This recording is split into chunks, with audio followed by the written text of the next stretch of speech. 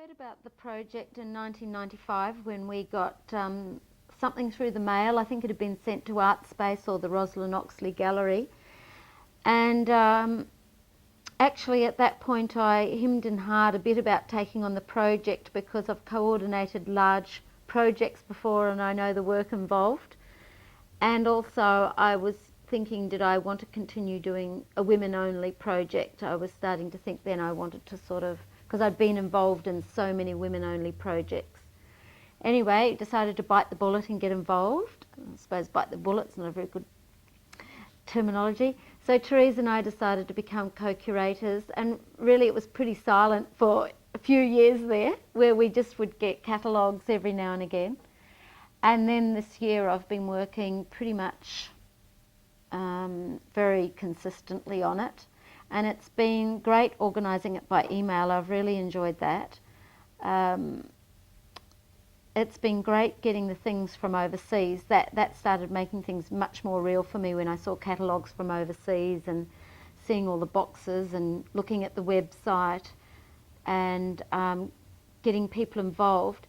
I think because my individual interest was sort of waning on the women-only aspect, I decided that my focus for the Australian part, for the Australian exhibition, would be to mentor young women, to give them opportunities in art, writing, designing and so forth that I had had. That, you know, I mean, the Tin Sheds is actually a site where the women's art movement was very important in the 70s, talking about equal representation of women and so forth. So I was very affected by those women at that time where, I mean, I came along, I really didn't know anything much about art except for, you know, the big famous artists. And so I was very, it was a time when feminism and the anti-Vietnam movement, all of those sort of things were very vibrant.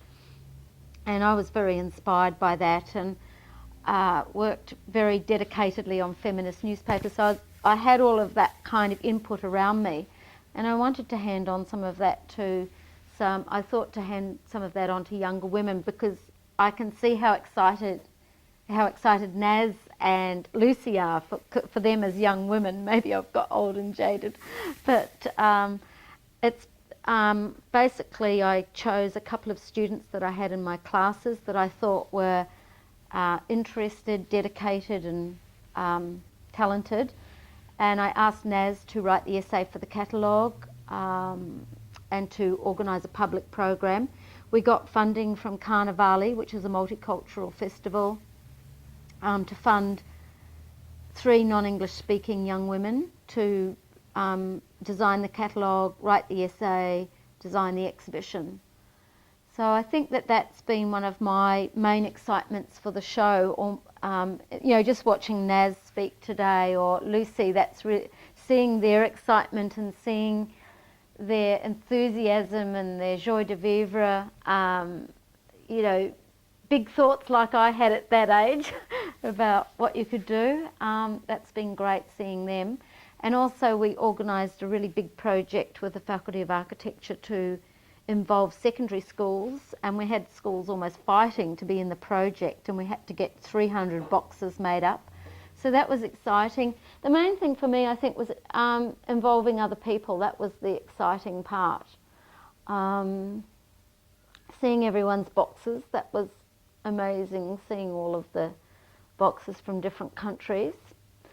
In a way, it was almost like there was too many boxes for me. I felt like I just wanted to have one box on a plinth so that I could really look at that particular box and sort of appreciate it.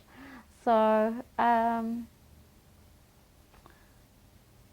think that's about all that I can say. It's been great meeting a lot of different people, and we've had great response to the show, and some people have said this is the best they've ever seen the gallery, and we've had one guy who came in for the 3rd time this morning who thinks it looks great. So it's always fantastic getting responses from a wide variety of people, because these shows pull in a wider audience than normal